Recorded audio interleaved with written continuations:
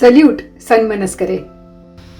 1998 May മാസം Ernakulam വിജിലൻസിന്റെ SP ആയി ഞാൻ ചുമതലയേറ്റു. CBIയിൽ നിന്ന് ഉദ്യോഗസ്ഥർ എന്നെ വിളിച്ച് CBIയിലേക്ക് വരാൻ താല്പര്യമുണ്ടോ എന്ന് ചോദിച്ചപ്പോൾ ആദ്യമൊക്കെ ഞാനൊന്ന് മടിച്ചെങ്കിലും പിന്നീട് എഴുതി കൊടുക്കുകയും ചെയ്യുമായിരുന്നു. അപ്പോൾ അതിനുശേഷം CBIയിലെ ഡയറക്ടറായിരുന്ന ശ്രീ ത്രിനാഥ് മിശ്ര IPS എന്നെ ഡൽഹിയിലേക്ക് വിളിപ്പിച്ചു. അപ്പോൾ അങ്ങനെ ഞാൻ ഡൽഹിയിൽ പോയി അദ്ദേഹത്തെ കണ്ടപ്പോൾ വളരെ നല്ല ഒരു ഓഫീസറായിട്ട് പരക്കെ അറിയപ്പെടുന്ന ഒരു ആളാണ് ശ്രീ TN മിശ്ര സാറ്. അദ്ദേഹം എന്നോട് പറഞ്ഞു, ശ്രീലേഖ, നമ്മളൊരു സംസ്ഥാനത്ത് തന്നെ നിന്ന് ജോലി ചെയ്യുമ്പോൾ ഒരു കിണറ്റിലെ തവളയെ പോലെയാണ് പലപ്പോഴും തോന്നുക. ഇതാണ് പോലീസ് അനുഭവങ്ങൾ എന്നുള്ള ഒരു നിത്യധാരണയിൽ നമ്മൾ എത്തും. എന്നാൽ പോലീസ് എന്ന് പറയുന്നത് അതല്ല, അതിനേക്കാളും വളരെ വലിയ ഒരു സാഗരം പോലെ കിടക്കുന്ന ഒരു കാര്യമാണ്. അപ്പോൾ ഡെപ്യൂട്ടേഷനിൽ കേന്ദ്ര സ്ഥാപനങ്ങളിൽ ജോലി ചെയ്താൽ മാത്രമേ അതിൻ്റെ ഗുണവും മേന്മയും എന്തൊക്കെ വ്യത്യസ്ത തരത്തിലുള്ള ജോലികൾ ചെയ്യാൻ പറ്റുമെന്നൊക്കെ നമുക്ക് മനസ്സിലാവുള്ളൂ. അതുകൊണ്ട് തീർച്ചയായിട്ടും CBIയിലേക്ക് വരാൻ ശ്രീലേഖ എടുത്ത തീരുമാനം ഉചിതമായ തീരുമാനമാണ്. പക്ഷെ എന്നാൽ കേരളത്തിൽ തന്നെ വേണം എന്നിങ്ങനെ ഒരു വാശി പിടിച്ച് നിൽക്കാതെ ഭാരതത്തിൽ എവിടെയും പോയി ജോലി ചെയ്യാം എന്നുള്ള ഒരു തീരുമാനം എടുത്തു കഴിഞ്ഞാൽ കുറച്ചും കൂടെ ഒരു നല്ല എക്സ്പീരിയൻസ് ആയിരിക്കും കിട്ടുക എന്ന് അദ്ദേഹം പറഞ്ഞു എന്നോട്. അപ്പോൾ ഞാൻ പറഞ്ഞു, സാർ, എനിക്ക് CBIയിൽ വരാൻ ഇഷ്ടമായിട്ട് തന്നെ ഞാൻ വന്നതാണ്, വിളിച്ചത് കൊണ്ട് മാത്രമല്ല. ഇന്ത്യയിലെ തന്നെ ഒരു എയ്സ് ഇൻവെസ്റ്റിഗേറ്റിംഗ് ഏജൻസി ആയിട്ട് അറിയപ്പെടുന്ന ഇതുപോലെയുള്ള ഒരു നല്ല സ്ഥാപനത്തിൽ ജോലി ചെയ്യാൻ എനിക്ക് താല്പര്യമുണ്ട്. പക്ഷേ എൻ്റെ പേഴ്സണൽ കാര്യങ്ങൾ, അതായത് എൻ്റെ കുടുംബത്തിൻ്റെ കാര്യം ഓർക്കുമ്പോൾ എനിക്ക് ഹസ്ബൻഡിന് ഡോക്ടറാണ്, അദ്ദേഹം സംസ്ഥാന സർവീസിലാണ്, കേന്ദ്രത്തിലേക്കൊന്നും അദ്ദേഹത്തിന് ട്രാൻസ്ഫറോ ഡെപ്യൂട്ടേഷനോ കിട്ടാൻ യാതൊരു വഴിയുമില്ല. അപ്പോൾ കുടുംബത്തിന്റെ കൂടെ നിന്ന് ജോലി ചെയ്യുന്ന ഉദ്യോഗസ്ഥർക്ക് മാത്രമേ 100% ആത്മാർത്ഥതയോടുകൂടി ജോലി ചെയ്യാൻ സാധിക്കൂ എന്നൊരു വിശ്വാസം ഉള്ളത് കൊണ്ടാണ് ഞാൻ കൊച്ചിയിൽ വരണം എന്ന് ഞാൻ പറഞ്ഞത് എന്ന് ഞാൻ അദ്ദേഹത്തോട് പറഞ്ഞപ്പോൾ അദ്ദേഹം ചിരിക്കുകയും സ്വാഗതം എന്നൊക്കെ പറയുകയും ചെയ്തു. പക്ഷേ ഈ CBIയിലേക്ക് എടുക്കുന്നതിന് മുമ്പ് ഒരു വലിയ പ്രോസസ്സ് ഉണ്ട്. അതിങ്ങനെ പല വകുപ്പുകളിലൂടെ കയറി ആദ്യം അത് MHAയിൽ പോകണം, പിന്നെ സംസ്ഥാന സർക്കാരിന്റെ സാങ്ഷൻ വേണം, വിജിലൻസ് ക്ലിയറൻസ് വേണം, അതിനുശേഷം പ്രൈം മിനിസ്റ്ററിന്റെ ഓഫീസിൽ വരെ പോകണം. എന്നിട്ടൊരു കമ്മിറ്റി കൂടി തീരുമാനിക്കും ഉചിതയായിട്ടുള്ള ഓഫീസർ ആണോ എന്നുള്ളത്. എന്നിട്ടൊരു പാനലിൽ നിന്ന് തിരഞ്ഞെടുക്കും. പിന്നെ അത് department of personal and training എന്ന് പറയുന്ന മന്ത്രാലയത്തിന്റെ കീഴിലാണ് CBI വരുന്നത്. അപ്പോൾ ആ സമയത്താണ് CVC, സെൻട്രൽ വിജിലൻസ് കമ്മീഷൻ എന്ന് പറഞ്ഞതും രൂപീകൃതമായത്. അപ്പോൾ അവിടെയും CVCയുടെ ക്ലിയറൻസിനും പോകണം. അപ്പോൾ അങ്ങനെ കുറച്ച് സമയമെടുക്കും. അതിന് ആ സമയം വരുന്നത് വരെ ശ്രീലേഖ ഒരു വിജിലൻസിന്റെ പണി പഠിക്കുന്ന ഏതെങ്കിലും വകുപ്പിൽ ജോലി ചെയ്താൽ നല്ലതായിരിക്കും. ഞാൻ എന്തായാലും DGP വിളിച്ച് സംസാരിക്കാം എന്ന് പറഞ്ഞിട്ടാണ് മിശ്ര സാർ എന്നെ അവിടുന്ന് യാത്ര അയച്ചത്. ഞാൻ തിരിച്ചു വന്ന് പത്തനംതിട്ടയിലെത്തി കുറച്ച് കഴിഞ്ഞപ്പോൾ തന്നെ എനിക്ക് എറണാകുളം വിജിലൻസിലേക്ക് മാറ്റം കിട്ടുകയായിരുന്നു. അത് വളരെ സൗകര്യമായി. കാരണം എറണാകുളത്ത് തന്നെയാണ് CBIയുടെ കേരളത്തിന്റെ ആകെയുള്ള SP ഓഫീസ്. എറണാകുളം വിജിലൻസിൽ 2 SP പോസ്റ്റ് ഉണ്ട്. ഒന്ന് സ്പെഷ്യൽ സെൽ SP ആണ്, മറ്റത് അഴിമതി നിരോധന SP, ആന്റി കറപ്ഷൻ SP ആണ്. അപ്പൊ അങ്ങനെ ആന്റി കറപ്ഷൻ SP ആയിട്ട് തന്നെയാണ് എന്നെ പോസ്റ്റ് ചെയ്തത്. ഈ ലോ ആൻഡ് ഓർഡർ SPയുടെ പൊസിഷനിൽ നിന്ന് 24 മണിക്കൂർ ജോലി ചെയ്യുന്ന ഒരു പ്രക്രിയ ഉണ്ടല്ലോ, അവിടെ നിന്ന് നല്ലൊരു റിലീസ് കിട്ടി. എനിക്കൊരു വലിയ മനസ്സിനൊരു സംതൃപ്തി കിട്ടി. കാരണം രാവിലെ 9 മണിയാകുമ്പോൾ വീട്ടിൽ നിന്ന് ഇറങ്ങി ഓഫീസിൽ പോയാൽ മതി, വൈകിട്ട് 5-5:30 ആകുമ്പോൾ തിരിച്ചു വരാം. മറ്റൊരു നല്ല കാര്യമായിട്ട് എനിക്ക് തോന്നിയത് ആകെ ഒരു നിയമത്തെക്കുറിച്ച് മാത്രം അറിഞ്ഞാൽ മതി. ആ നിയമം എന്ന് പറയുന്നത് പ്രിവെൻഷൻ ഓഫ് കറപ്ഷൻ ആക്ട് ആണ്, അഴിമതി നിരോധന നിയമം. വളരെ ചെറിയ ഒരു നിയമമാണ്. അതായത് ഭാരതത്തിലുള്ള അനേകായിരം നിയമങ്ങളിൽ ഏറ്റവും കുഞ്ഞു നിയമമാണ് പ്രിവെൻഷൻ ഓഫ് കറപ്ഷൻ ആക്ട്. 1947 ആദ്യമായിട്ട് പ്രിവെൻഷൻ ഓഫ് കറപ്ഷൻ ആക്ട് വന്നത്. ആ സമയം അതിന് 8 വകുപ്പുകൾ മാത്രമേ ഉണ്ടായിരുന്നുള്ളൂ. ഇത് 3-4 പേജുള്ള ഒരു നിയമമായിരുന്നു. അതിനു മുമ്പ് ഇന്ത്യൻ പീനൽ കോഡിന്റെ വകുപ്പ് 161 പ്രകാരമാണ് സർക്കാർ ജോലിക്കാരുടെ അഴിമതിയുമായിട്ട് ബന്ധപ്പെട്ട ഒരു വകുപ്പുണ്ടായിരുന്നത്. അത് ലോക്കൽ പോലീസ് തന്നെയായിരുന്നു അന്വേഷിച്ചിരുന്നത്. പിന്നീട് എക്സ് ബ്രാഞ്ച് എന്ന് പറഞ്ഞുകൊണ്ട് പോലീസിന്റെ കീഴിൽ തന്നെയുള്ള ഒരു പ്രത്യേക വിഭാഗമായിട്ട് വിജിലൻസ് തുടങ്ങുകയും, എന്നാൽ പോലീസ് ഓഫീസേഴ്സിനെതിരെ വരുന്ന ഇതുപോലെയുള്ള അഴിമതികൾ ഈ എക്സ് ബ്രാഞ്ചിൽ അന്വേഷിച്ചാൽ തന്നെയും മുകളിൽ നിന്ന് സമ്മർദ്ദം വരാൻ സാധ്യതയുള്ളത് കൊണ്ടാണ് അത് പിന്നെ വിഭജിച്ച് വിജിലൻസ് ഇൻവെസ്റ്റിഗേഷൻ എന്ന് പറഞ്ഞ് പ്രത്യേകം ഒരു വകുപ്പായി ആഭ്യന്തര വകുപ്പിന്റെ കീഴിൽ കൊണ്ടുവന്ന് 1988 പ്രിവെൻഷൻ ഓഫ് കറപ്ഷൻ ആക്ട് മുഴുവനും എഴുതി വേറൊരു ആക്ട് ആയിട്ട് വന്നു. അത് കുറച്ചും കൂടെ ബൃഹത്തായ വലിയ ഒരു നിയമമാണ്. അതിൽ 30 വകുപ്പുകളാണ് ഉള്ളത്. അപ്പൊ 30 വകുപ്പ് എന്ന് പറയുന്നത് വളരെ ചെറുതാണ്, അത്രയല്ലേ ഉള്ളൂ. ഇന്ത്യൻ പീനൽ കോഡും ക്രിമിനൽ പ്രൊസീജിയർ കോഡും എവിഡൻസ് ആക്ടും ബാക്കിയുള്ള നിയമങ്ങളും ഒക്കെ ആയിട്ട് താരതമ്യം ചെയ്യുമ്പോൾ വളരെ ചെറിയ ഒരു ആക്ട് തന്നെയാണ് അത്. അങ്ങനെ ഡയറക്ടർ ഓഫ് വിജിലൻസ് ഇൻവെസ്റ്റിഗേഷൻ എന്ന് പറയുന്ന ഓഫീസറിന്റെ കീഴിലുള്ള ഒരു വലിയ വകുപ്പായിട്ട് വിജിലൻസ് മാറുകയായിരുന്നു. പക്ഷെ ഞാൻ അവിടെ ചെന്ന് ചാതെടുക്കുമ്പോഴേക്കും അതിന്റെ പേര് പോലും മാറി vigilance and anti corruption bureau എന്നാണ് അറിയുന്നത്. മുഖ്യമായി അന്വേഷിക്കുന്നത് സർക്കാർ ജീവനക്കാരുടെയും സർക്കാർ സ്ഥാപനങ്ങളുടെയും ഒക്കെ വലിയ അഴിമതികളാണ്. ഇത് കൂടാതെ പണമിടപാട് സ്ഥാപനങ്ങൾ, ധനകാര്യ സ്ഥാപനങ്ങൾ, ഏതെങ്കിലും വകുപ്പുകൾ പ്രൈവറ്റ് ആണെങ്കിലും പബ്ലിക് ആണെങ്കിലും ഒരു 20,000 രൂപയുടെയൊക്കെ മുകളിലുള്ള അഴിമതി കാണിച്ചിട്ടുണ്ടെങ്കിൽ ലോക്കൽ പോലീസ് കേസ് എടുത്ത ശേഷം വിജിലൻസിലേക്ക് ട്രാൻസ്ഫർ ചെയ്തു തരും. അപ്പോൾ അതുപോലുള്ള കേസുകൾ അന്വേഷിക്കാനായിട്ടാണ് സ്പെഷ്യൽ ക്രൈംസ്, എക്കണോമിക് ക്രൈംസ് എന്നൊക്കെ പറഞ്ഞ് കുറേ വകുപ്പുകൾ അതിൻ്റെ കീഴിലായിട്ടുള്ളത്. SIU, സ്പെഷ്യൽ ഇൻവെസ്റ്റിഗേഷൻ യൂണിറ്റ് 1, 2, 3 എന്നൊക്കെ പറഞ്ഞ് കുറേ വകുപ്പുകൾ ഉണ്ടായിരുന്നു. അവിടെയൊക്കെ ഓരോ SP മാരുണ്ട്, 3 റേഞ്ചിലുമായിട്ട് DIG മാരുണ്ട്, ADGP മാരുണ്ട്, പിന്നെ അതിൻ്റെ മുകളിൽ DGP റാങ്കിലുള്ള ഓഫീസറുണ്ട്. അപ്പം അന്ന് വിജിലൻസിന്റെ ആസ്ഥാന മന്ദിരം പ്രവർത്തിച്ചിരുന്നത് ഇപ്പോൾ വനിതാ കമ്മീഷൻ ഓഫീസ് പ്രവർത്തിക്കുന്ന പട്ടം PMGയിലുള്ള വാടക കെട്ടിടത്തിലായിരുന്നു.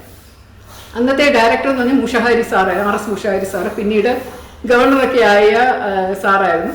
അദ്ദേഹത്തിന്റെ കീഴിലുള്ള ഒരു SP ആയിട്ടാണ് ഞാൻ വന്നത്. ഏറ്റവും കൂടുതലായി വിജിലൻസിന്റെ ജോലി ചെയ്യുന്നത് വെള്ള കോളർ ആൾക്കാരുണ്ടല്ലോ, വൈറ്റ് കോളർ ക്രിമിനൽസ് എന്ന് പറയുന്നത്, അവരെ പിടിക്കാനായിട്ടാണ്. അഴിമതി എന്ന് പറയുന്നത് സമൂഹത്തെ കാർന്നു തിന്നുന്ന ഒരു മാരകമായ രോഗമാണത്. പൊതുപണം, ഏറ്റവും നല്ല രീതിയിൽ ചെലവഴിക്കേണ്ട പൊതുപണം തെറ്റായ രീതിയിലൂടെ വിനിയോഗം ചെയ്യുക വഴി ഒരു വ്യക്തിക്ക് അതിൽ നിന്ന് ലാഭം ഉണ്ടാവുകയും ചില പ്രവൃത്തികൾ കൊണ്ട് സർക്കാരിന്റെ പണം ഒരു ആൾക്കാരുടെ പോക്കറ്റിലേക്ക് പോവുകയും ചെയ്യുന്ന ഒരു പ്രക്രിയ എന്ന് പറഞ്ഞാൽ തീർച്ചയായിട്ടും അത് തടയിടേണ്ടതാണ്. കാരണം ഈ സാമ്പത്തികമായിട്ടുള്ള ഭദ്രത ഉണ്ടെങ്കിൽ മാത്രമേ രാജ്യത്തിന് പുരോഗതി വരികയുള്ളൂ.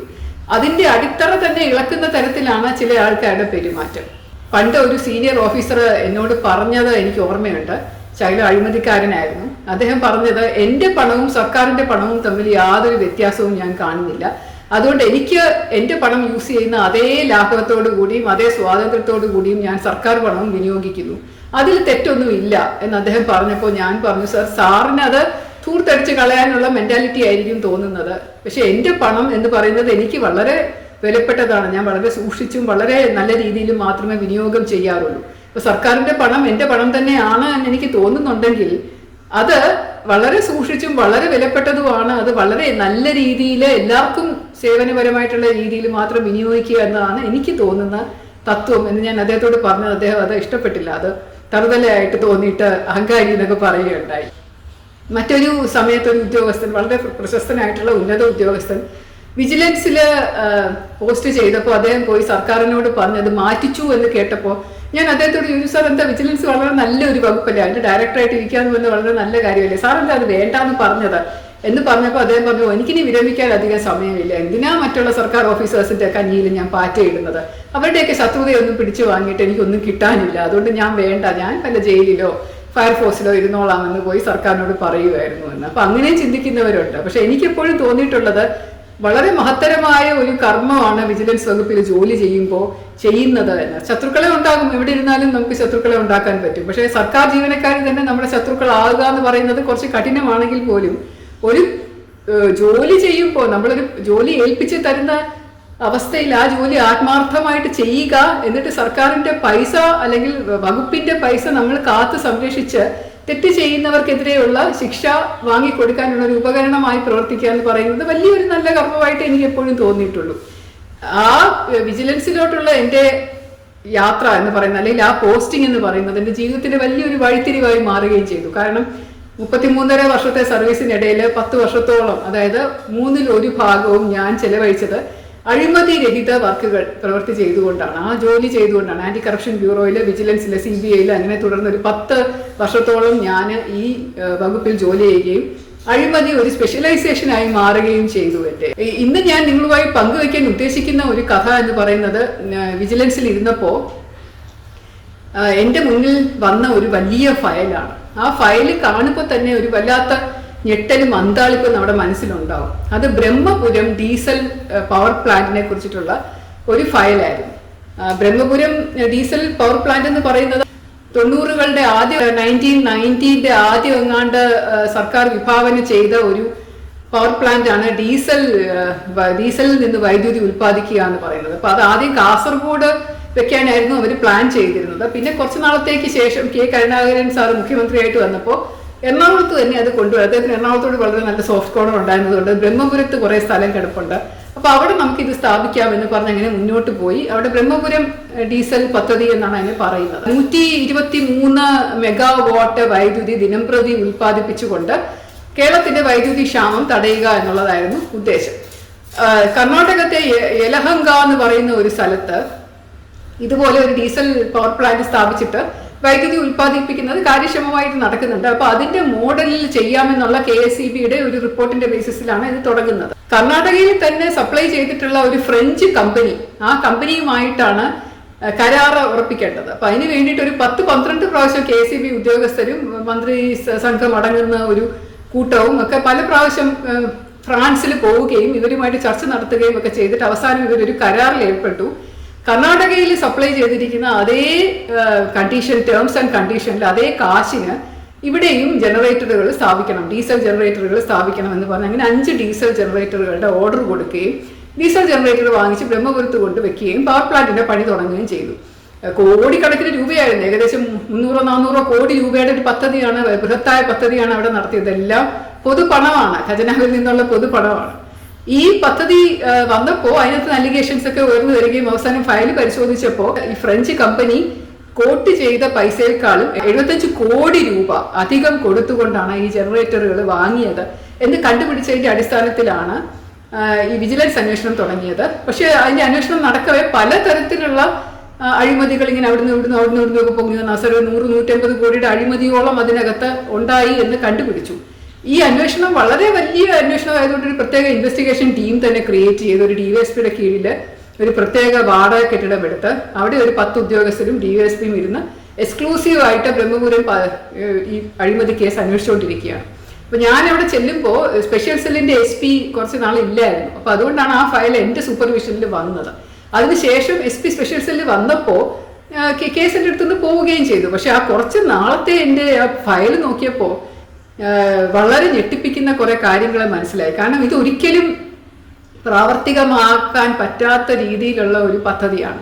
യൂണിറ്റിന് 15 പൈസയ്ക്കാണ് നമ്മൾ ഹൈഡ്രോ ഇലക്ട്രിസിറ്റി ഉൽപ്പാദിപ്പിക്കുന്നത്. നമ്മുടെ ഡാമുകളിൽ നിന്ന് എടുക്കുന്ന, ഇടുക്കി പോലെയുള്ള ഡാമുകളിൽ നിന്ന് ഹൈഡ്രോ ഇലക്ട്രിസിറ്റി എടുക്കുന്നത് നമ്മൾ വളരെ തുച്ഛമായ തുക. അതേസമയം ഇത് ബ്രഹ്മപുരത്ത് ഡീസൽ പദ്ധതി പ്രാവർത്തികമാക്കി ഫുള്ള് ആയിട്ട് രൂപീകൃതപ്പെട്ട് വന്നു കഴിഞ്ഞാൽ തന്നെ അതിന്റെ ഒരു യൂണിറ്റിന് 15 രൂപ വരും. അപ്പൊ 15 രൂപ എന്ന് പറയുന്നത് വളരെ വലിയൊരു എമൗണ്ട് ആണ്. അപ്പൊ ഡീസൽ എന്ന് പറയുന്ന വാല്യൂ ഇങ്ങനെ കൂടി വരുമ്പോൾ ഡീസൽ വെച്ചുകൊണ്ട് അതിൽ നിന്ന് വൈദ്യുതി ഉൽപ്പാദിപ്പിക്കുക, കൂടാതെ ഈ പ്ലാന്റിന്റെ ഫുള്ള് കാര്യം നടത്തിക്കൊണ്ട് പോയായിട്ട് വീണ്ടും വൈദ്യുതിയുടെ വലിയ ആവശ്യമുണ്ട്. അപ്പൊ അതുകൊണ്ട് നഷ്ടമല്ലാതെ അതിൽ നിന്നൊരു തുള്ളി ലാഭം, ഒരു വൈദ്യുതി, നല്ല വൈദ്യുതി നമുക്ക് കേരളത്തിലേക്ക് കിട്ടാൻ സാധ്യതയില്ലാത്ത ഒരു പദ്ധതിയാണ് എന്ന് മനസ്സിലായി. ബ്രഹ്മപുരം പദ്ധതി എന്ന് പറയുന്നത് അത് പേരിൽ ഇങ്ങനെ ഉണ്ടെങ്കിലും എത്ര യൂണിറ്റ് വൈദ്യുതിയാണ് അവിടെ ദിവസം പ്രൊഡ്യൂസ് ചെയ്യുന്നതെന്ന് അന്വേഷിച്ചിട്ടുണ്ടോ? അത് ഫെയിലിയർ ആണ്. അതിന്റെ ചില പ്ലാന്റുകൾ പ്രവർത്തിക്കാതായി ഡിസ്മാൻറ്റിൽ ചെയ്തു, ചിലത് പുതുക്കി പണിതു, പിന്നീട് അത് ഗ്യാസിലേക്ക് മാറ്റാൻ ഒരു ശ്രമം നടത്തി, ഇപ്പോൾ അത് LPG ആക്കാനാണ് ശ്രമം നടത്തുന്നത്. ഇപ്പോൾ ഓരോ പ്രാവശ്യം ഇതിങ്ങനെ ചെയ്യുമ്പോഴും അതിനൊക്കെ കോടിക്കണക്കിന് രൂപ അഡീഷണൽ ആയിട്ട് എക്സ്പെൻസസ് വേണ്ടി വരുന്നു.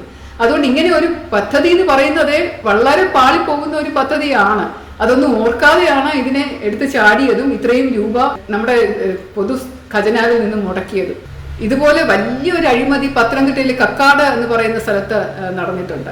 അതൊരു ഡാം പണിയുക, ആ ഡാമിൽ നിന്നും വൈദ്യുതി ഉൽപ്പാദിപ്പിക്കുക, ബാക്കി വരുന്നത് ഇറിഗേഷന് കൊടുക്കുക എന്നൊക്കെയുള്ളൊരു പദ്ധതിയാണ്.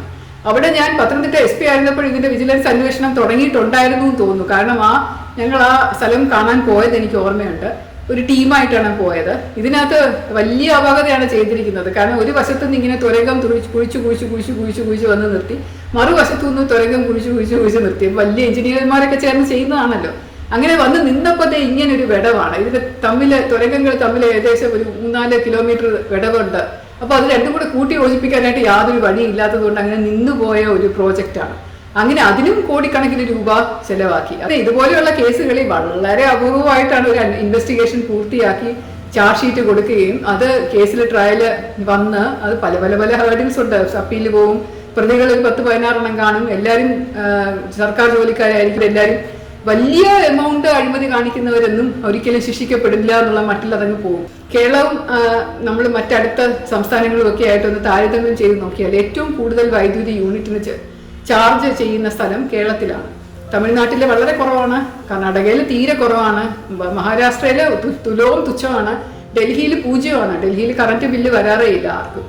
അങ്ങനെയൊക്കെയുള്ള സംസ്ഥാനങ്ങൾ ഉള്ളപ്പോഴാണ് കേരളത്തിൽ പോലെയുള്ള സംസ്ഥാനത്തിൽ ഇത്രയധികം രൂപ ഒരാളുടെ കയ്യിൽ നിന്ന് വാങ്ങിക്കുകയും ഓരോ വർഷവും അതിങ്ങനെ കൂട്ടി കൊണ്ടുപോവുകയും ചെയ്യുന്നത്. അപ്പോൾ ഇത് കാരണം എന്താണെന്നെങ്കിലും നിങ്ങൾ മനസ്സിലായി കാണുമെന്ന് പ്രതീക്ഷിക്കുന്നു. ഞാൻ വിജിലൻസിലെ SP ആയിട്ട് ജോലി ചെയ്യുമ്പോൾ നമ്മൾ പിടിക്കുന്ന ഒരു section 7 prevention of corruption act അനുസരിച്ച് പിടിക്കുന്ന ഒരു സംഭവമുണ്ട്. അത് കൈക്കൂലി വാങ്ങുന്നതാണ്. കൈക്കൂലി വാങ്ങുന്നതും കൊടുക്കുന്നതും കുറ്റകരമാണെങ്കിലും കൊടുക്കുന്നവൻ വന്ന് പരാതി പറഞ്ഞു കഴിഞ്ഞാൽ ആൾക്കൊരു പ്രൊട്ടക്ഷൻ ഉണ്ട്. അപ്പോൾ അതുകൊണ്ട് ആ പരാതിയുടെ ബേസിസിൽ നമ്മൾ അയാളുടെ കയ്യിൽ നിന്ന് കൊടുക്കാൻ ഉദ്ദേശിക്കുന്ന രൂപ വാങ്ങിച്ച് അതിനകത്ത് ഒരു കെമിക്കൽ പെരട്ടും, ഫിനോഫ്തലിൻ പൗഡർ എന്ന് പറഞ്ഞൊരു കെമിക്കൽ പെരട്ടും.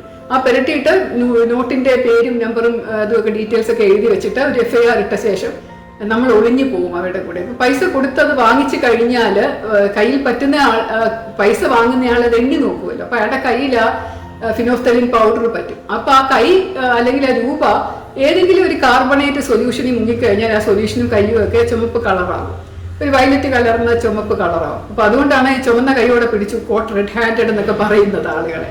അപ്പൊ അങ്ങനെയുള്ള കേസുകൾ ഒരുപാട് ആ സമയത്ത് ഞാൻ ചെയ്തിട്ടുണ്ട്. അതെല്ലാം പക്ഷേ ഈ പ്യൂണുകള്, ക്ലാർക്കുകള്, ചില സമയത്ത് ചില വില്ലേജ് ഓഫീസേഴ്സ്, വില്ലേജ് അസിസ്റ്റന്റുമാര്, അങ്ങനെയൊക്കെ ആൾക്കാർ 100, 200, 500 രൂപയൊക്കെ കൈക്കൂലി വാങ്ങുന്നതാണ് പിടിക്കാറ്. കോടിക്കണക്കിന് രൂപയുടെ അഴിമതി നടത്തുന്ന ആൾക്കാര് വളരെ അപൂർവമായിട്ടാണ് ആൾക്കാർക്ക് എന്തെങ്കിലും ചെയ്യാൻ പറ്റുന്നത്. ഞാൻ വിജിലൻസ് SP ആയിരിക്കുമ്പോൾ ചെയ്തിട്ടുള്ള ഏറ്റവും പ്രമാദമായ, എനിക്ക് ഒരിക്കലും ജീവിതത്തിൽ മറക്കാൻ പറ്റാത്ത, അല്ലെങ്കിൽ വേറൊരു SP-യും ഇതുവരെ ചെയ്തിട്ടില്ലാത്ത ഒരു കേസ് ഞാൻ അന്വേഷിച്ചു. ഞാനവിടെ SP ആയിട്ട് ചാർജ് എടുക്കുന്ന ശ്രീ രവത ചന്ദ്രശേഖർ എന്ന് പറഞ്ഞ ഒരു ഉദ്യോഗസ്ഥനിൽ നിന്നാണ്. അദ്ദേഹത്തെ പത്തനംതിട്ടയിൽ മാറ്റിക്കൊണ്ടാണ് എന്നെ അവിടെ വിജിലൻസിൽ പോസ്റ്റ് ചെയ്യുന്നത്. ഇപ്പൊ ചന്ദ്രശേഖർ തൊടാൻ പേടിച്ചിരുന്ന, ഇങ്ങനെ കെട്ടി ഒരു വശത്ത് വെച്ചിരുന്ന ഒരു കേസ് ഫയല് എനിക്കതെടുത്ത് നോക്കേണ്ട ഒരവസ്ഥ വന്നപ്പോൾ അത് അന്വേഷണം പൂർത്തിയാക്കാനായിട്ട് ഒരു ഓർഡർ ഹൈക്കോടതിയിൽ നിന്ന് വരികയും ആ കേസ് ഞാൻ അന്വേഷിച്ച് പൂർത്തിയാക്കുകയും ചെയ്ത ഒരു സംഭവമാണ്. ഇനി അടുത്ത എപ്പിസോഡിൽ ഞാൻ അതിനെക്കുറിച്ച് പറയാം. അതിന് കുറച്ച് സമയം എടുക്കും. സസ്നേഹം, ശ്രീലേഖ.